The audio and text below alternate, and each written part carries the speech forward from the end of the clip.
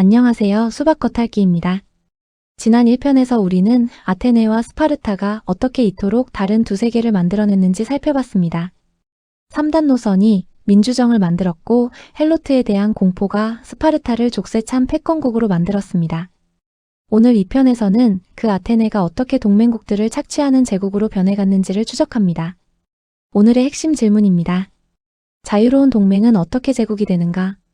처음부터 제국을 목표로 한 것이 아니었습니다. 각 단계마다 나름의 논리가 있었고 나름의 명분이 있었습니다. 그 논리들이 어떻게 쌓여서 돌이킬 수 없는 지점에 이르게 되는지, 그것이 오늘의 이야기입니다. 기원전 478년부터 431년까지 약 반세기. 이 47년 동안 델로스 동맹은 완전히 다른 무언가로 탈바꿈합니다. 오늘은 이 타임라인을 따라 각 전환점의 내부 논리를 해부하겠습니다. 1막에서는 동맹의 탄생과 초기 구조를, 2막에서는 포로스의 변질과 비무장화, 그리고 454년 금고 이전의 의미를, 3막에서는 사모스 전쟁을 통해 완성된 제국의 억압 통치 매뉴얼을 살펴보겠습니다. 기원전 479년 플라타이아와 미칼레 전투에서 페르시아 육군과 해군이 동시에 격파됩니다. 헤로도토스의 역사 시리즈를 보신 분들은 기억하실 겁니다. 그런데 전쟁이 끝났다고 위협이 사라진 건 아니었습니다. 에게의 연안의 그리스 도시국가들은 여전히 페르시아의 재침을 두려워했습니다. 그 공포가 하나의 동맹을 만들어냈습니다. 페르시아 전쟁의 공식적인 지도자는 스파르타였습니다.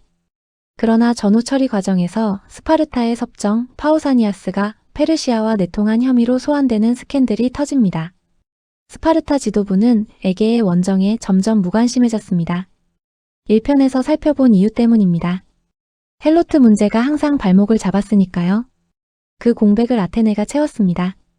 기원전 478년 아테네의 주도로 델로스 동맹이 결성됩니다. 에게의 연안 수백 개 도시국가들이 참여했습니다. 중요한 것은 초기의 원칙이었습니다. 모든 가맹국은 대등한 자격으로 참여했습니다.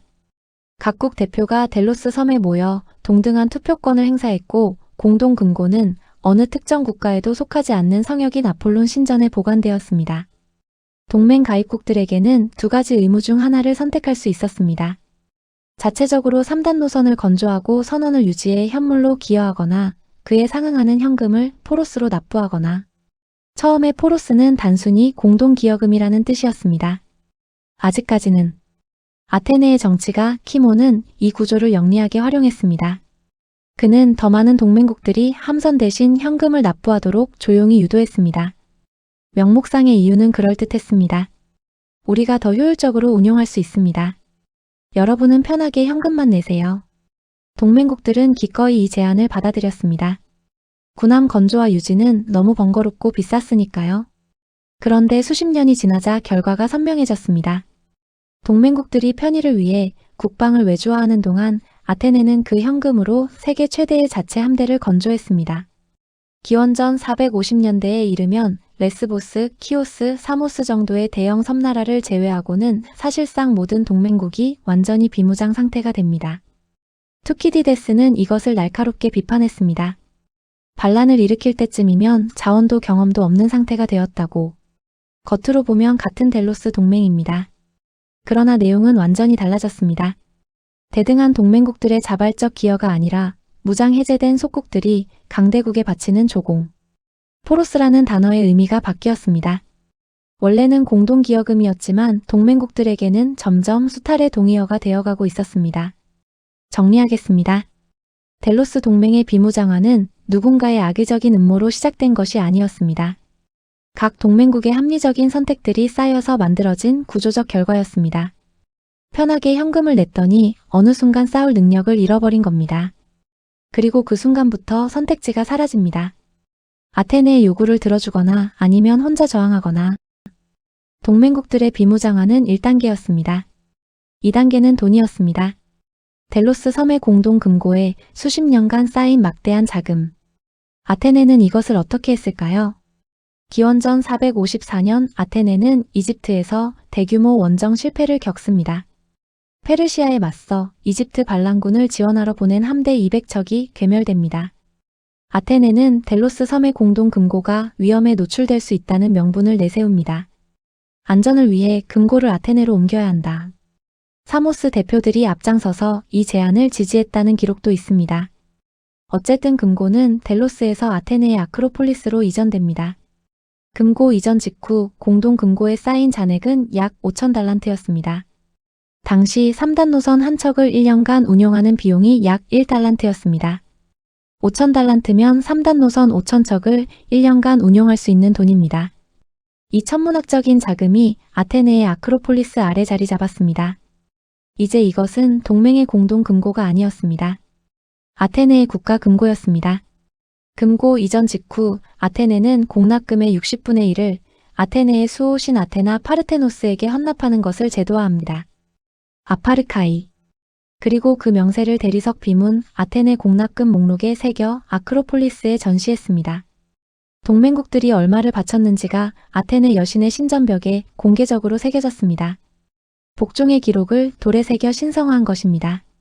그리고 페리클레스는 이 자금을 동맹의 원래 목적인 대페르시아 방위와 무관한 곳에 쏟아붓기 시작합니다. 파르테논 신전 건축비 약 500달란트. 프로필라이아 건축. 아테네의 영광을 과시하는 대규모 공공건축 프로젝트들. 아테네 시민들은 동맹국들의 공납금으로 지어진 신전 아래에서 민주주의를 논했습니다. 오늘날 서구 민주주의의 상징으로 불리는 파르테논 신전. 그런데 이 신전을 지은 돈은 누구의 것이었을까요? 아테네 동맹국들이 페르시아의 재침을 막기 위해 납부한 방위비였습니다. 아테네 제국의 찬란한 문화는 착취당한 동맹국들의 피땀으로 세워졌습니다. 투키디데스 당대의 아테네인들 사이에서도 이 문제는 격렬한 논쟁거리였습니다. 물론 페리클레스에게도 논리가 있었습니다. 동맹국들은 함선을 제공하기로 했고 우리가 그 함선을 운용해 그들을 지켜주고 있다. 우리가 어떻게 그 돈을 쓰는지는 우리 문제다. 아테네가 방패이고 방패를 유지하는 비용을 아테네가 쓰는 것은 정당하다는 논리. 힘 있는 자의 논리는 언제나 그럴듯하게 들립니다. 그러나 동맹국들이 느끼는 현실은 달랐습니다. 처음엔 공동기여금이라는 의미였던 포로스가 이제는 곡물 조공의 동의어가 되었습니다. 이 굴욕감은 얼마나 깊었냐면 기원전 4세기에 제2차 아테네 해상동맹이 결성될 때 조약문에 포로스라는 단어의 사용을 명시적으로 금지했습니다. 그리고 신탁시스, 즉 공동기여금이라는 완곡한 표현으로 대체했습니다. 단어 하나의 역사가 제국의 역사를 담고 있습니다. 재정 통제 외에도 아테네는 다양한 방식으로 동맹국들을 장악했습니다. 과두정 체제의 동맹국에 친아테네 민주정을 강제로 이식했습니다. 아테네 화폐, 도량형, 도기류 사용을 의무화했습니다. 동맹국 간의 중요 법적 분쟁은 아테네 법원에서 재판받도록 했습니다.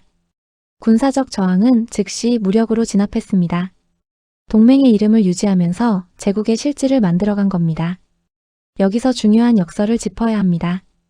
아테네 민주정과 제국주의는 서로 모순되는 것이 아니었습니다. 공모관계였습니다.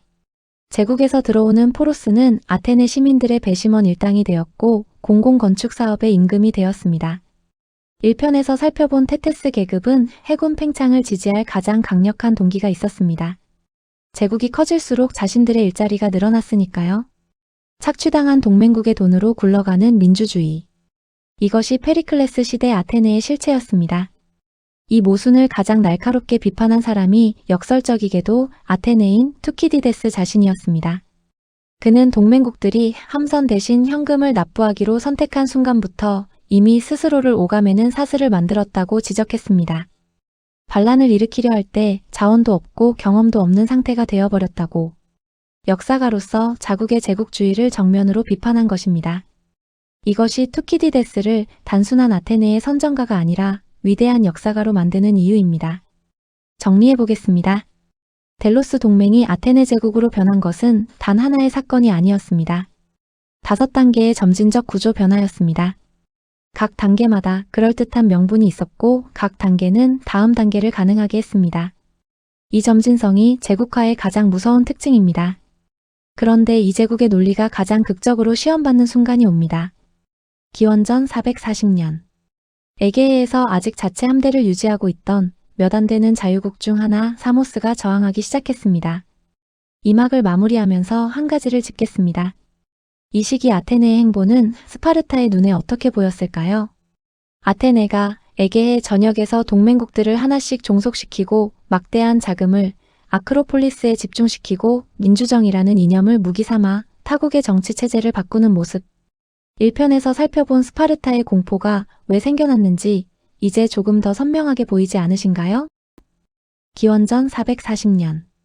아테네 제국이 자신의 진짜 얼굴을 드러내는 사건이 벌어집니다. 사모스 전쟁.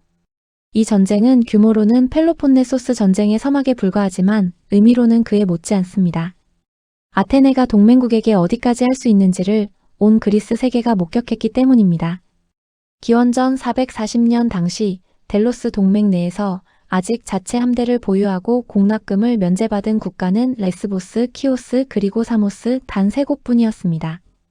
사모스는 당시 그리스 세계에서 손꼽히는 해양 강국이었습니다. 헤로도토스가 찬탄했던 폴리크라테스의 유산이 살아있는 섬.